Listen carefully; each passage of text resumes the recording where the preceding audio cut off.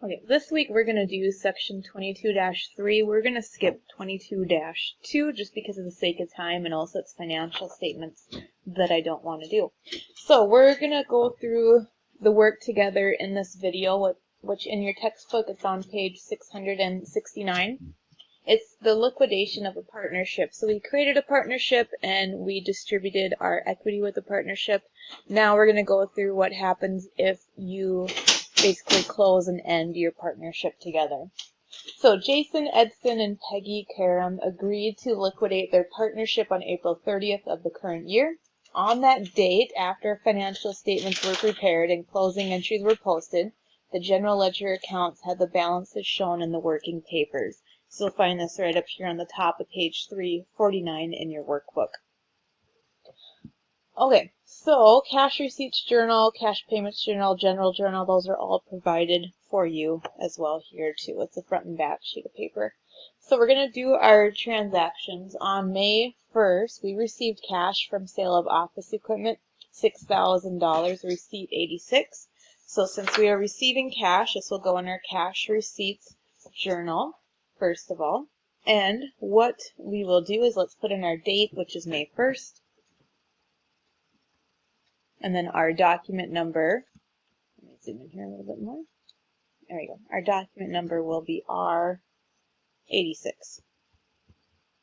So we received $6,000 for some office equipment. And if we look at the accounts and their balances that are left for our office equipment, we actually have a value of $15,000. And then we have accumulated depreciation, $8,250. So if we were to subtract these two from each other, that will give us our book value. So if we subtract our depreciation from our office equipment, we have a book value of $6,750, and we sold this for $6,000. So because of that, we are going to have a loss of $750. And that's going to be our account loss and gain on realization that we will be using for this. So we have three different titles that we are going to write down. And just to start off here, so I don't forget, I'm going to put in my cash debit of $6,000. And then I will deal with the rest over here. So our new account for this is loss and gain on realization.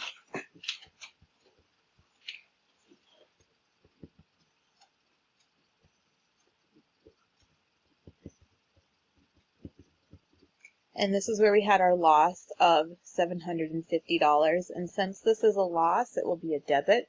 If we had a gain on this, if we made money off of selling our assets, we would then give this a credit instead. We also need to close out our accumulated depreciation.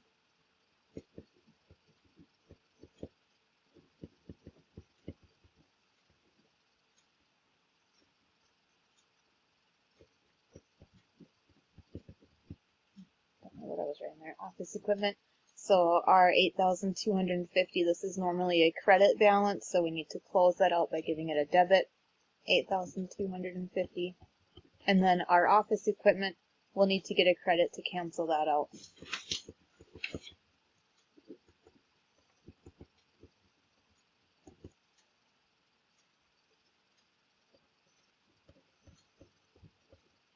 And you can add your debits and credits and make sure that they equal. Something that might help you too that I've done before is I have gone through in the past and written like D and C next to these if they're debits or credits. So cash is a debit, supplies, office, credit, debit, credit, credit, credit, credit. That's their current balances right now for debits and credits. That might be handy too when you do your application problems. So with this one, we only have a loss or gain on realization if we sell our assets for more or less than what we value them with our accounts. So if it's a loss, it's a debit. If it's going to be a gain, it'll be a credit. With our next transaction on May 1st, we received cash from sale of supplies, $950. So that will also be in our cash receipts journal, and this will be R87. So I'm going to put in 1 for the date, R87. And what has happened here is our supplies are worth $1,250. However, we are only selling them for $950. So if we were to subtract, we are actually getting a loss of $300 in our supplies. And we're closing our partnership. If you think of stores that close, for example, Herberger's or different stores like that, Sears that have closed in Minot, they mark their prices way down when they are going out of business. So this one will be similar to what we just did, except we don't have any depreciation for supplies. So our first account will once again be the loss and gain on realization.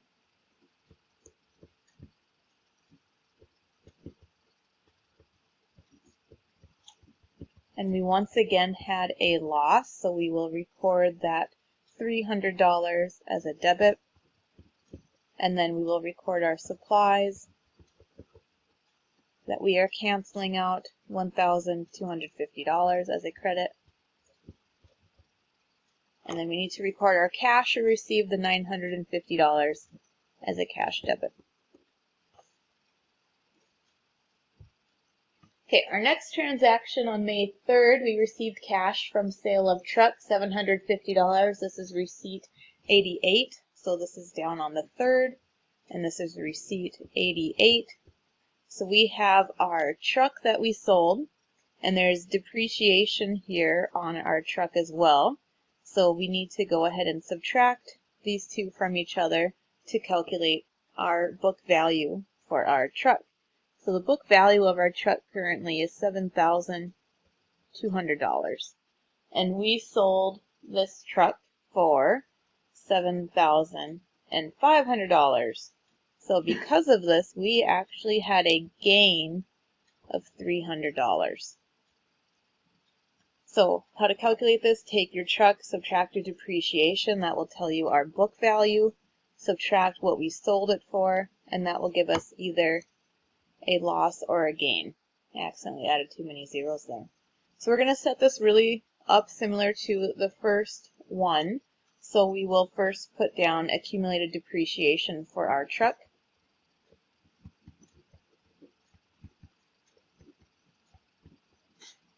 We will then also put down our truck with an account title, and then loss and gain on realization.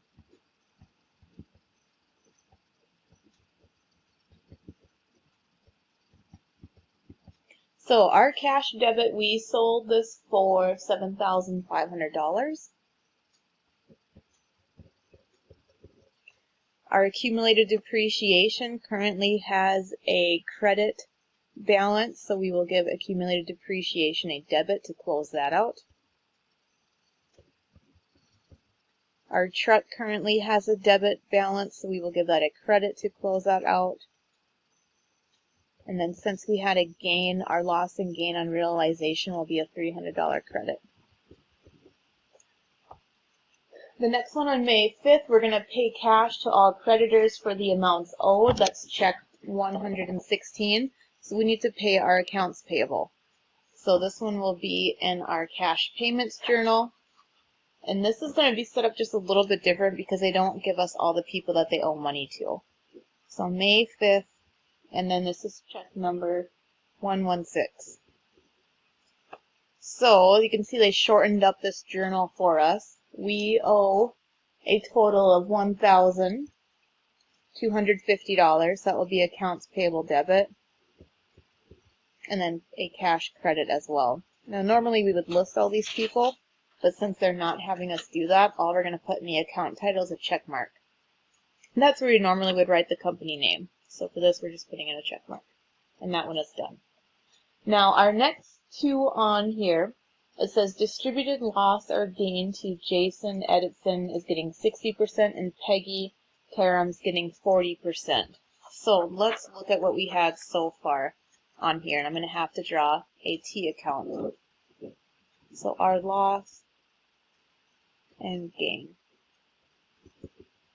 on realization. I'm going to skip that part. So we currently had a debit, which would have been a loss of $750 in that first transaction.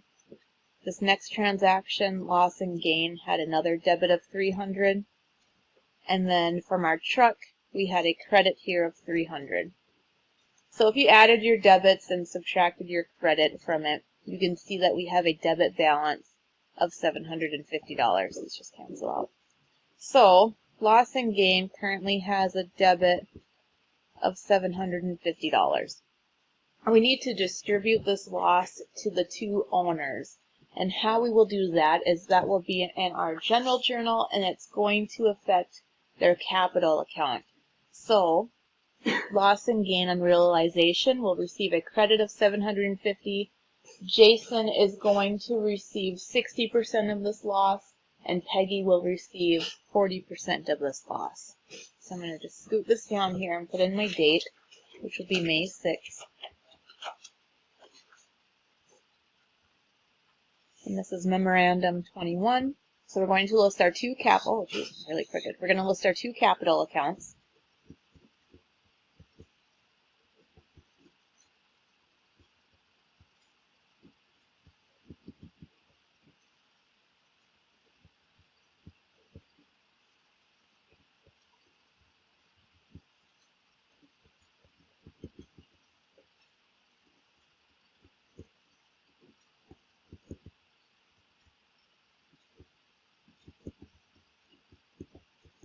So loss and gain on realization will receive our credit for $750. If you take that times 60%, you'll see that Jason will receive $450 of that, and Peggy will receive $300. So that is decreasing the amount of equity that they have, their capital account. Our last transaction, we are going to distribute remaining cash to the partners. So let's look at this, what we have. So we have supplies, which is all gone. Office equipment, truck is gone. Our accounts payable is gone as well.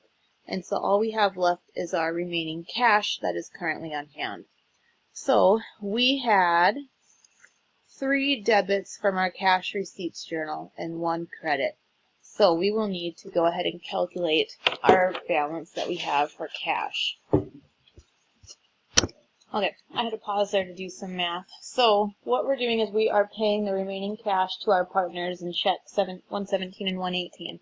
So we just had a transaction here in our general journal that affected their capital account because we had a loss. So capital accounts have a credit balance. So for Jason Edson, we could subtract what we just had here, our debit, and Jason Edson, his capital account is for $13,000.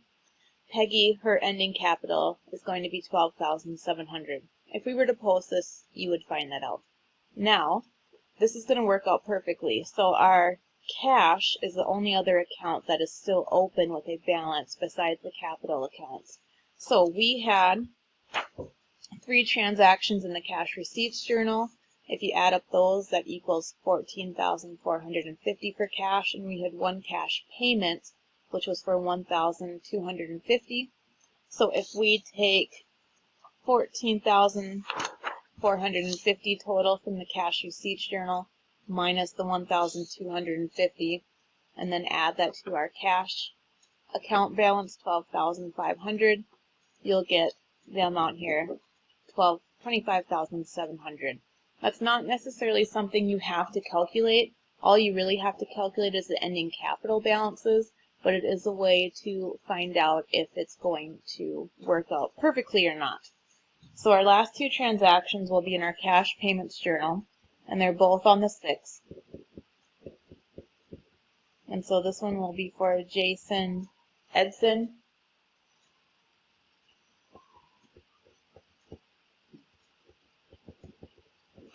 And since he has a credit balance of $13,000, we're going to give him a debit to the capital account here, and then that would be cash credit as well. Now Peggy, her ending capital account balance is for $12,700, so that will go for a debit for her capital account and then credit to cash for $12,700. When you're done, everything will have a zero balance. On your application problem, I'll give you some hints to help guide you along it to make it go a little bit easier.